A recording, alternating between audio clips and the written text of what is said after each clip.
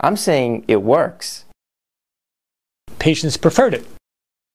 Because they're looking for new alternatives.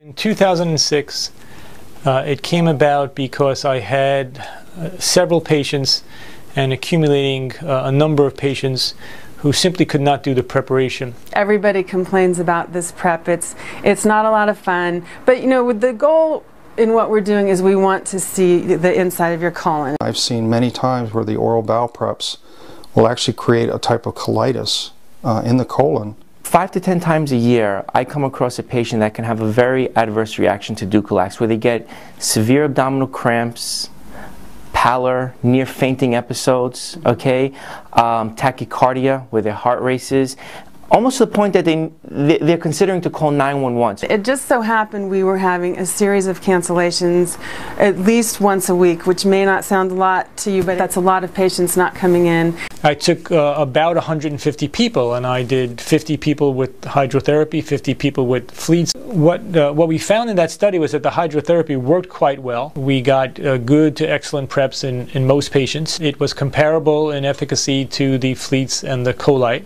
Looking at whether or not the hydrotherapy affects people's electrolytes, it does not. Patients preferred it. If you look at the ASGE recommendations, or what they consider adequate alternatives for bowel prep, believe it or not, the colon hydrotherapy is in there as an adequate recommended means of prepping the bowel for colonoscopy. From my experience, I would say a couple of important things. The preps were just as good, or if not better.